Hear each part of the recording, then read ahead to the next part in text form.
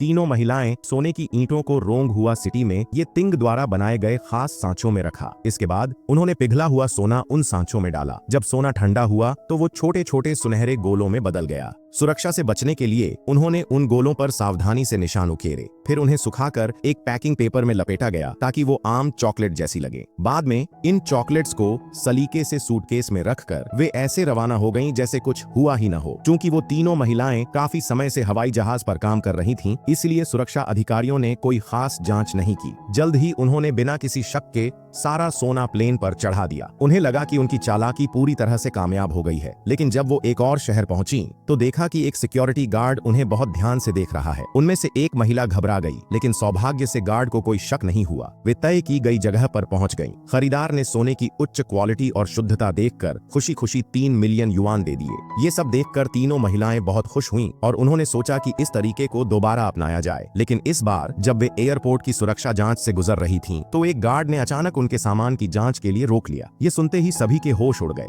उन्हें पता था कि अगर चोरी किया गया सोना पकड़ा गया तो सीधा जेल जाना तय है। जल्द ही वो भारी भरकम और संदिग्ध चॉकलेट्स बरामद हो गईं। हालात बिगड़ते नजर आ रहे थे कि उसी समय शाओ मेई का बॉयफ्रेंड वहां आ गया। हैरत की बात ये थी कि वो एयरपोर्ट सिक्योरिटी का चीफ निकला। हालांकि वो चॉकलेट्स काफी संदिग्ध लग रही थीं, फिर भी गार्ड्स को उन्हें जाने देना पड़ा, क्योंकि कोई अपनी नौकरी खतरे में नहीं डालना चाहता था। वे तीनों महिलाएं फिर से अपने सूटकेस लेकर प्लेन में चढ़ गईं। लेकिन इस बार उन्हें महसूस हुआ कि जरूर सांगबाओ ने उन्हें फंसाने की साजिश रची थी, ताकि वो खुद चुपके से सारा सोना स्मगल कर सके। सांगबाओ की चाल को बेनकाब करने के लिए उन्होंने एक जबरदस्त योजना बनाई। तीनों ने फ्लाइट अटेंडेंट का भेष बदला और चुपचाप सांगबाओ के जहाज में घुस गईं। फिर मौका देखकर उन्होंने नींद की दवा ड्रिंक्स में मिला दी। एक एक कर उन्होंने सांगबाओ और उसके साथियों को वो ड्रिंक पिलाई। जैसे ही उन्होंने पिया, वे सब गहरी नींद में चले गए। मौका मिलते ही उन तीनों महिलाओं ने सांगबाओ के सामान का बैग खोला और जो देखा वो चौंकाने वाला था। बैग सोने से भरा हुआ था। बिना देर किए उन्होंने सारा सोना बैग्स में भर लिया।